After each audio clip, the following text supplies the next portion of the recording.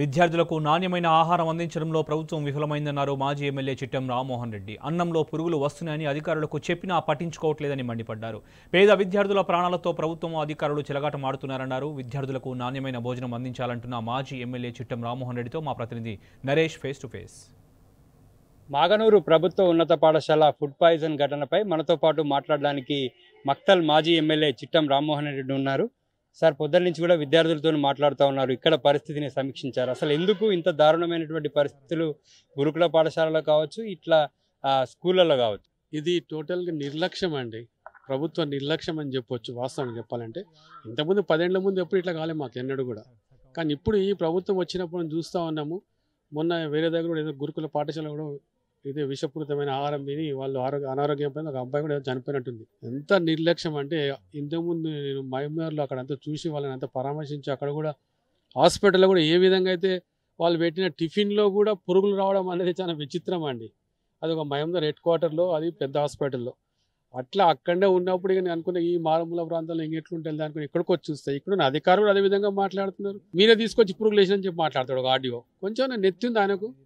తినే దాంట్లో పురుగులు వేస్తారా అండి ఎవడన్నా? అది నేను వచ్చేస్తానా? తెలివి తాను ఇక్కడ కూర్చొని తిన్నాడు మంచిగా, అదే పురుగులు అన్నం తినిపోయాడు. చూద్దాం రేపు ఏమవుతుంది ఆయనకి. కానీ పిల్లలు ఎవరు అది పుట్టలే. అదే బియ్యాన్ని మళ్ళీ వండి పెడుతున్నారు సిగ్గు లేకుండా. దాన్ని కలెక్టర్ గారు వచ్చి చూసిపోతారు. దాన్ని మళ్ళీ కనీసం దాన్ని మార్చండి అని కూడా చెప్పుకోలేదు ఆమె. మేము వచ్చినాకనే దాన్ని చూసి పిల్లలు ఎవరు అందరూ తెచ్చి ప్లేట్లలో మాకు చూపించడం, వచ్చిన పాత్రికేయులకు చూపించడం, అందరూ చూపిస్తున్నారు. సార్ పురుగులు ఉన్నాయి సార్, నిన్న పురుగులు ఉన్నాయి సార్ అని చూపిస్తుంటే కనీసం కనికరం కూడా లేదు ఆర్డీఓ గారికి. ఇంకోటి అన్నిటికన్నా విచిత్రం ఏంటంటే, ఫుడ్ ఇన్స్పెక్టర్ గారు వచ్చారు ఇక్కడికి. ఆమె చెప్తారు సార్ నేను వండొద్దు అని చెప్పి, ఆయన కూడా వండిపిస్తున్నారు ఆర్డీఓ గారు అని చెప్పి అంటున్నది ఆమె. ఈ విధంగా అధికారులు చేస్తే ఎవరు ప్రాణంతో చిలగాట మాడుతున్నారు వీళ్ళు? అసలు తెలంగాణలోనైనా వీళ్ళు, తెలంగాణ పుట్టినోళ్ళైనా వీళ్ళు? అసలు మాకు డౌట్ వస్తుంది ఒక్కొక్కసారి. అట్లా ఈరోజు ప్రవర్తిస్తుంది మన అధికార యంత్రాంగం, మరియు ప్రభుత్వం కూడా అట్లే ఉన్నది. ఎక్కడ లేదండి, నక్కకు నాగలోకం అంత తేడా ఉంది ఇక్కడ ప్రభుత్వంది. మనది బార్డర్ ఏరియా. వాస్తవంగా చెప్పాలంటే ఇంకా జాగ్రత్తగా చూసుకోవాలి. ఏది లేదు ఇక్కడ. నేను వచ్చినాక ఇక్కడ వచ్చినాక నా ముందర మేము తిడితే అప్పుడు ఉన్న స్టాక్ తీసుకొని బయటికి వెళ్ళిపోతారు.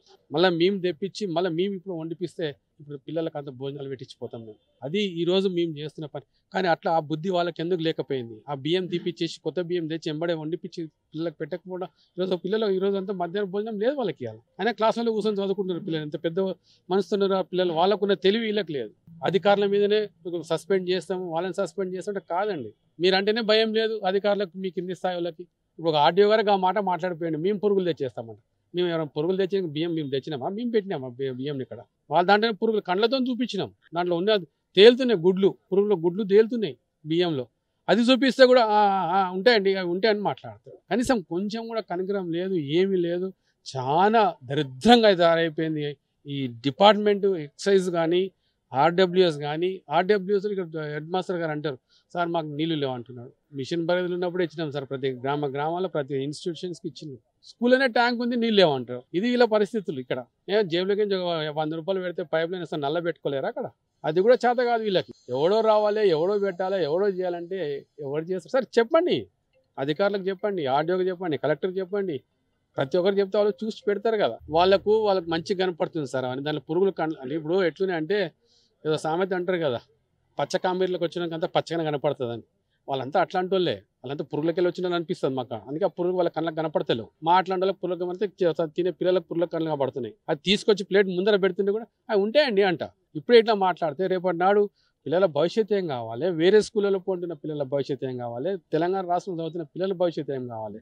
ఇలాంటి అధికారులు ఉంటే, ఇలాంటి దద్దమ్మలు ఉన్న మన చేతగాని ముఖ్యమంత్రులు ఉంటే ఏం చేయాలి? మళ్ళీ పైకి వెళ్ళి వాళ్ళని సస్పెండ్ చేస్తాం, వీళ్ళని సస్పెండ్ చేస్తాం. సస్పెండ్ చేస్తే ఏమొస్తుందండి? ఈడు కాకపోతే ఇంక మళ్ళీ 6 నెలలకు మళ్ళీ రీఇన్స్టేట్ అవుతారు. అట్లేం లేదండి. నిన్న మహబూబ్ నగర్కి సొంతగా తల్లిదండ్రులు పిల్లలు మోసుకుపోయిందండి. ఇక్కడున్న కనీసం అంబులెన్స్ కూడా పిలవలేకపోయింది. ఇక్కడున్న లోకల్ ఉన్న అధికార పార్టీ నాయకులు ఎవరు కూడా. మక్తల్లోనే ఉంటుంది అంబులెన్స్. ఆ అంబులెన్స్ ఎందుకు పిలుచుకోలే? 108 అంబులెన్స్ తీసుకొని ఎందుకు పంపలే? ఇక్కడ నుంచి బస్సులో మోసుకుపోయారు, ఆటోలో మోసుకుపోయారండి పిల్లలని. ఇదా ఘోరం? ఇదా వీళ్ళు చేసే పని? ఒక స్థానిక ఎమ్మెల్యే గారు ఉన్నారు కదా నిన్నంతా, ఆయనకు తెలియదా 108 ఉంటుందని? అక్కడికి తీసుకెళ్ళిన తర్వాత కూడా మోసుకుపోతున్నారండి పిల్లలు హాస్పిటల్లకు. అవి కూడా మీరు విజువల్స్ చూసిండొచ్చు. ఎంత ఘోరం అండి అది. కనీసము పిల్లలకు ఇక్కడ తీసుకుపోయేటప్పుడు ఏ విధంగా పంపాలో కూడా తెలియని, ఇంగిత జ్ఞానం లేని మనుషులు ఉన్నారు ఇక్కడ. అంత వాస్తవంగా చెప్తా. ఈ రోజు అట్లాంటి వాళ్ళు అధికారంలో కూర్చుంటే గిట్లనే అవుతుంది. ఇంకా 1 సంవత్సరం అయిపోయింది, ఇంకా 4 ఏళ్ళు ఉంది. మీరు ఇంకా ఎంత బాగా చేస్తారో చేయండి, మీకు సహకరిస్తాం, కానీ మీకు ఎప్పుడు అడ్డు రాలే ఇంతవరకు కూడా 1 year సంవత్సరంలో కూడా. మీరు ఏ మంచి పనికి ఎక్కడైనా సరే తప్పకుండా మేము అంత వస్తాం, మేము వెనక్కి జరగాం. ఎందుకంటే మేము తెలంగాణ బిడ్డలమే, మాకు అభివృద్ధి కావాలి, తెలంగాణ బాగా కావాలి, పిల్లలు చదువుకునాలి, పెద్ద పెద్ద చదువుకొని ఆ పిల్లలు మంచి మంచి నౌకరీలు అయ్యి మంచి డాక్టర్లు, ఇంజనీర్లు, కలెక్టర్లు అయ్యి మన ఊర్లో పోటీ వచ్చినప్పుడు అప్పుడండి బంగారు తెలంగాణ కోసం మా కేసీఆర్ సార్ కలగన్నది. అది మాకు కావాలి. మీ రేవంత్ రెడ్డి గారు కలగని ఉన్నాయని కత్తెరలు పెట్టి కూర్చున్నాడు, అన్ని కత్తెరలే ఉన్నాయి. ఇప్పటికి కూడా రైతు బంధు పోయింది, రైతు బీమా పోయింది, ప్రతి ఒక్కటి పెన్షన్లు ఇప్పటికి 3 నెలల పెన్షన్ ఎగ్గొట్టారు సంవత్సరంలో. ఇట్లా ఎన్నో ఉన్నాయి చెప్పాలంటే, కానీ మాకు అవన్నీ రాజకీయం ఉద్దేశం లేదు. కానీ మా పిల్లల భవిష్యత్తును ఆడుకుంటే మటుకు పుట్టగతులు లేకుండా చేసి పెడతాం, ఇది మాత్రం ఖచ్చితం.